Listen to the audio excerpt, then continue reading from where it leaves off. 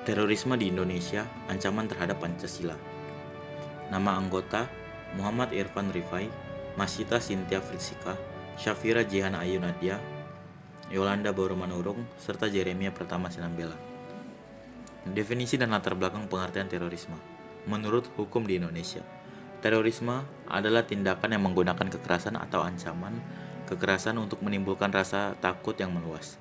Hal ini dapat mengakibatkan korban massal, kerusakan, atau kehancuran terhadap objek vital seperti fasilitas umum, lingkungan hidup, ataupun infrastruktur strategis.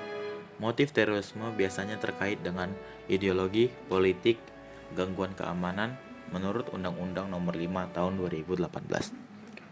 Menurut Muhammad Mustafa, terorisme adalah tindakan kekerasan yang menimbulkan ketakutan massal serta kerusakan fisik dan psikologis. Charles Kegley dan Unico Witkoff menyebutkan terorisme sebagai cara untuk mencapai tujuan tertentu dengan ancaman atau kekerasan untuk menciptakan ketakutan besar-besaran yang ada di masyarakat. Sejarah singkat terorisme yang pernah ada di Indonesia sebagai berikut. Yang pertama, pada awal 2000-an, Jemaah Islamiyah dan bom Bali 1 di tahun 2002. Yang kedua adalah serangan terorisme di Jakarta 2002 sampai 2005. Yang ketiga adalah bom Bali 2 di tahun 2005 dan penangkapan tokoh kunci. Yang keempat adalah ISIS dan pengaruhnya di Indonesia di tahun 2010-an. Berikut hubungan Pancasila sebagai ideologi negara. Sila pertama, ketuhanan yang Maha Esa. Bertentangan dengan ajaran agama Islam yang mengedepankan perdamaian dan kasih sayang. Sila kedua, kemanusiaan yang adil dan beradab. Terorisme jelas bertentangan dengan prinsip kemanusiaan karena menggunakan kekerasan terhadap sesama manusia tanpa memperhatikan nilai keadilan dan martabat individu. Sila ketiga, persatuan Indonesia. Hal ini sangat berlawanan dengan sila Pancasila yang menekankan pentingnya persatuan dan kesatuan bangsa Indonesia yang majemuk. Yang keempat adalah sila kerakyatan yang dipimpin oleh hikmat kebijaksanaan dalam permusyawaratan perwakilan. Terorisme menentang prinsip demokrasi dan musyawarah yang diajarkan oleh Pancasila.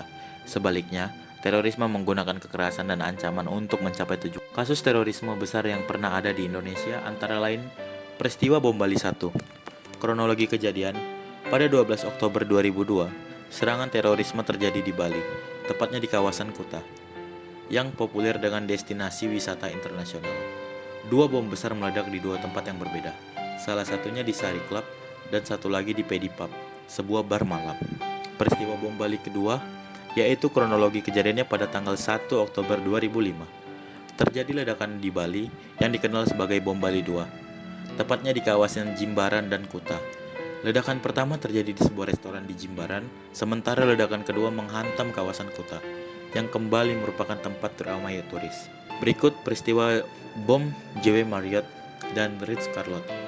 Kronologi kejadian pada tanggal 17 Juli 2009, serangkaian serangan bom mengguncang Jakarta, tepatnya di dua hotel mewah, JW Marriott Hotel dan Ritz-Carlton Hotel.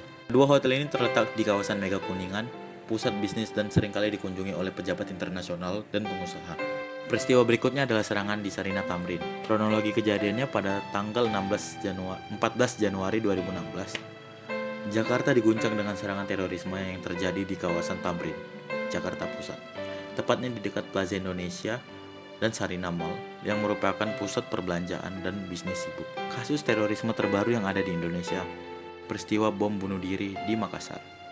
Kronologi kejadian pada tanggal 28 Maret 2021, serangan bom bunuh diri di Gereja Katedral Makassar, Sulawesi Selatan. Dua pelaku diyakini merupakan anggota jaringan teroris meledakkan diri di depan gereja saat misa berlangsung. Peristiwa tersebut sudah diangkat menjadi film yang bisa disaksikan di layar TV masing-masing.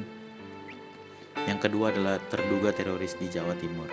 Kronologi kejadian ada pada tahun 2023, Densus 88 menangkap sejumlah teroris di Jawa Timur yang terkait dengan kelompok Jemaah Islamiyah atau JI. Para pelaku ditangkap karena terlibat dalam aktivitas radikalisasi dan perencanaan serangan. Dampak terhadap kehidupan berbangsa. Yang pertama itu dampak terhadap persatuan.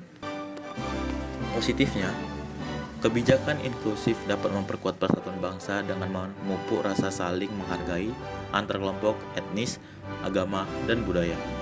Hal ini sangat memperkuat identitas nasional dan solidaritas bangsa. Negatifnya, ketimpangan sosial atau ketidakadilan dalam perlakuan terhadap kelompok tertentu dapat menimbulkan ketegangan antar kelompok masyarakat, memicu perpecahan, dan mengancam integrasi nasional. Konflik identitas dan politik dapat memperburuk rasa kebersamaan.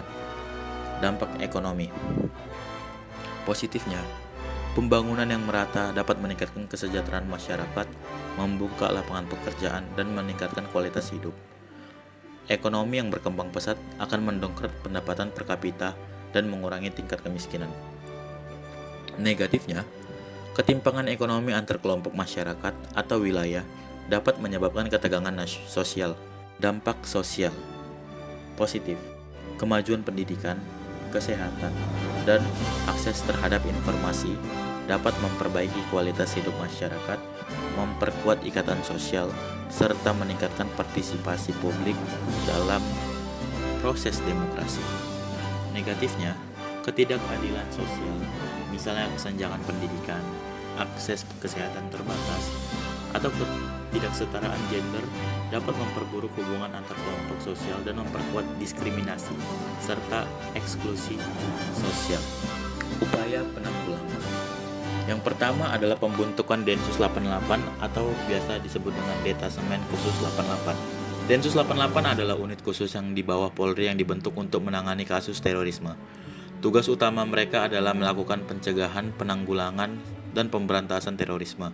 Densus 88 berfokus pada intelijen, pengawasan, dan penindakan terhadap kelompok teroris, serta melakukan operasi-operasi anti-terorisme dengan prinsip profesionalisme, kehati-hatian, serta berpedoman pada hukum.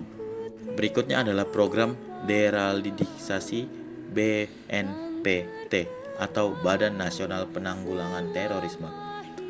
Deradikalisasi adalah proses untuk mengubah ideologi ekstremisme yang mendasari seseorang atau kelompok yang terlibat dalam kegiatan terorisme, mencangkup pembinaan bagi individu yang terlibat dalam jaringan terorisme, termasuk mantan narapidana terorisme. Program ini mencangkup pelatihan psikologis, pembinaan keagamaan moderat, pendidikan, serta pemberdayaan ekonomi untuk membantu mereka kembali ke masyarakat dan menghindari pengaruh radikal. Berikut peran masyarakat. Masyarakat berperan memiliki yang sangat penting dalam hal tersebut karena pencegahan dan penanggulangan terorisme. Partisipasi masyarakat dalam mengidentifikasi tanda-tanda radikalisme, yaitu dengan melaporkan dan mencurigai, sangat penting. Selain itu, masyarakat juga harus terlibat dalam menciptakan lingkungan yang inklusif dan toleran sehingga ideologi ekstrem dapat diredam. Berikut penguatan nilai Pancasila. Penguatan nilai-nilai Pancasila dalam kehidupan sehari-hari dapat menjadi benteng dan yang kokoh untuk menanggulangi paham-paham radikal yang bertentangan dengan semangat keberagaman dan harmoni dalam bangsa. Kesimpulannya, jadi pentingnya kesadaran masyarakat dalam pencegahan terorisme sangat besar. Karena masyarakat yang waspada dan memiliki pemahaman yang baik mengenai bahaya radikalisasi dapat menjadi garda terdepan dalam mengidentifikasi dan mencegah penyebaran paham ekstrem. Peran pemuda juga sangat krusial, karena generasi muda adalah kelompok yang rentan terpengaruh oleh ideologi radikal. Oleh karena itu, pemuda harus terlibat dalam upaya pencegahan melalui pendidikan, penguatan karakter, serta pemberdayaan agar mereka bisa menjadi agen perubahan dalam menjaga kedamaian dan kebersamaan bangsa. Pancasila sebagai pemersatu bangsa menjadi landasan yang tak tergantikan dalam menghadapi ancaman terorisme. Karena nilai-nilai yang terkandung dalam Pancasila mengajarkan kita kepentingan toleransi, persatuan, dan keadilan sosial yang dapat memperkokoh rasa kebangsaan dan mencegah disintegrasi sosial. Dengan sinergi antara kesadaran masyarakat, peran aktif pemuda, dan penguatan nilai Pancasila, upaya penanggulangan terorisme akan lebih efektif dan keberlanjutan.